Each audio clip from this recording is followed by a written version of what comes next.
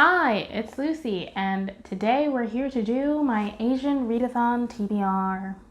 I don't know why I did that, but you're welcome. I felt like filming a video, and I thought, what better video to film than my Asian Readathon TBR? Shortly after you see this, like a couple days after, I will be on a beach in Turks and Caicos, relaxing, living my best life. Some of these books will actually be read on vacation, so I just wanted to share that. And I also wanted to share that I won't be doing a regular May TBR because I don't feel like it. I was going to do like a vacation TBR, but I would want that to be a separate video from this, and I just don't have time to do that many videos before I go, so it doesn't really make sense for me to post my vacation TBR after I've already been on the vacation. So this is the only TBR video you're going to get this month, and I won't be doing my random picks this month, but we'll pick it right back up in June. So in case you're worried, but back to the Asian Readathon. The Asian Readathon is a readathon created by Cindy from Read with Cindy and being co-hosted by a bunch of wonderful Asian booktubers, and it is in celebration for the Asian Pacific Heritage Month, which is May. I will leave Cindy's announcement video down below if you want more information, but I will be talking about the challenges here because I am going to complete the challenges this month. That's what TBRs are for. I have a book for every challenge because go hard or go home, as the kids say. And I even have multiple books for some challenges. I think only one challenge. I have multiple books, and I'm going to be choosing between those, or I might end up reading all of them. We'll see what happens. I think that's all I need to say for this intro. So what the heck is in my pocket? Plastic. So let's get into the video. And if I'm looking down, that is because the challenges, also known as my laptop, are in my lap, which is below the camera. You needed that explanation. The twist for these challenges is that each book you read by an Asian author should be written by Asian authors of different nationalities. So for example, you shouldn't read 2 books by Chinese authors to complete the challenges. You can also double up on the challenges. I just am not going to because, like I said, go hard or go home. But you can double up, so if you chose to double up, like you shouldn't read 2 books by Chinese authors, you should read a book by Chinese author and then another Asian nationality. Hopefully that makes sense. Cindy explains it better. And yeah, so the first challenge is to read any book by an Asian author. And so this is the easiest challenge. And for this one, I'm going to be reading The Gilded Wolves by Roshani Chokshi. I have featured this in multiple videos. I think this was in my January TBR. I did an unboxing for this arc. Both of those can be linked down below if you so choose, or just look on my channel. So this is kind of hard to explain. I know people don't like the comparison to Six of Crows, but in the sense that after people review it, then they compare it to Six of Crows. But I think that's a good selling point to be like, don't go into this expecting it to be exactly like Six of Crows, but if you like the idea of Six of Crows, I think that this is a similar idea. It's set in 1800s France, early 1900s France, I'm unsure, in Paris. And there's some kind of magic system going on. I actually don't know a whole lot about this book, as you can tell, because the synopsis just kind of confuses me. There's a heist going on, a bunch of characters who are like a close-knit, like found family kind of thing. And yeah, it sounds really interesting. I've heard mixed things about it so far. Some people thought it was really confusing, and then her writing is really confusing, but I guess we'll see how I feel.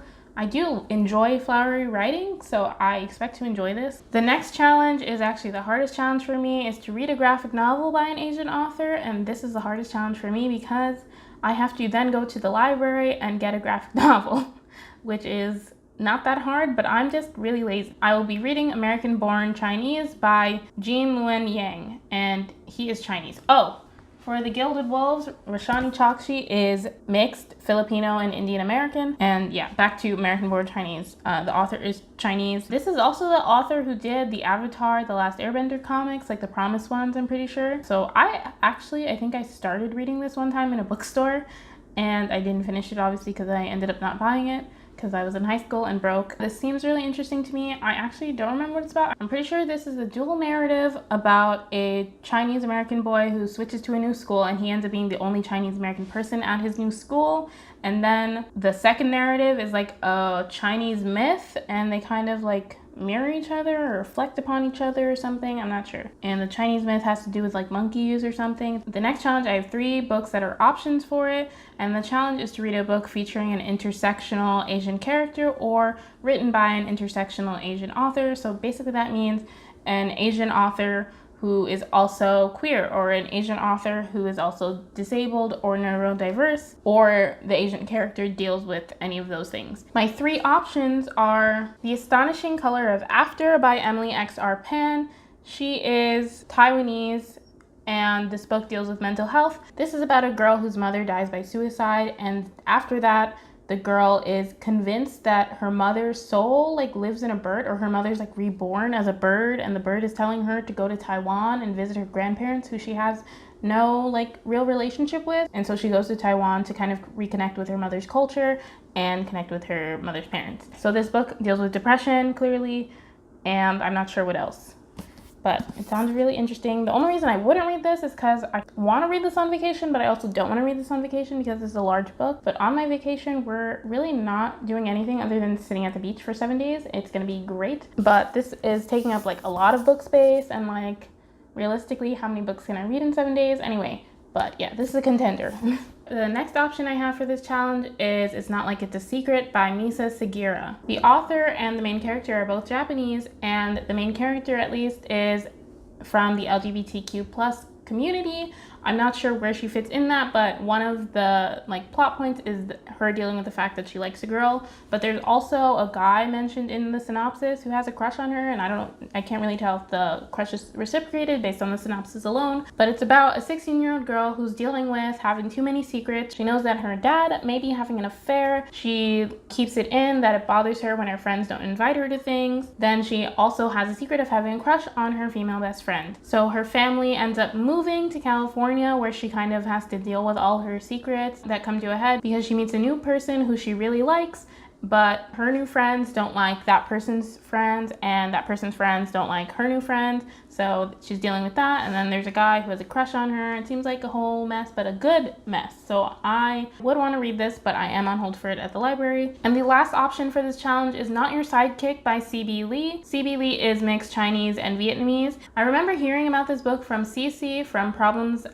of a Book Nerd. I couldn't remember her channel name for a second, and she loved this book. This book is set in a world/town where superpowers are common, and our main character is a child of some famous superheroes, or pretty famous superheroes, I think, but the main character has no powers, so she tries to get an internship, and she ends up getting an internship with the town's most heinous villain, and the internship also happens to be with her crush. Once again, deals with an LGBTQ plus main character. I don't know where she fits on that spectrum. I'll be better able to tell you after I read it, but I think one of the reviews said that the main character is bisexual and that the love interest is transgender. I'm unsure. The next challenge is to read a book by an Asian author that was originally written in their native language. If Cats Disappeared from the World by Genki Kawamura. This was on last month's TBR, but I ended up pushing it off of last month's TBR so that I could put it in for the Asian Readathon, because this is actually the only book by an Asian author, I think, that I have in translation that's already on my TBR,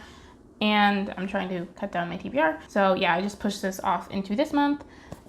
This is probably coming on vacation with me since it's nice and thin. If you want to see me freak out about the synopsis because I had no idea what it was about, you can watch last month's TBR video. And the last challenge was to read the group book, which is 1,000 Beginnings and Endings by Ellen O, actually edited by Ellen O, as this is an anthology written by a bunch of Asian authors, and all of their stories have to do with Asian mythology and Asian fairy tale retellings, I think. This is the group book. This is probably the first time that I will ever read a group book for a readathon, honestly, because most of the time I'm never interested in the group book, but I actually already own this before any hint of this readathon existed. And the last book that I want to mention, even though it doesn't fit any of the challenges, but I do want to try and get it read this month, is The Way You Make Me Feel by Maureen Gu. As far as I know, it doesn't fit any of the challenge except for read any book by an Asian author, but I really do want to read The Gilded Wolves more than this, so that's gonna fit.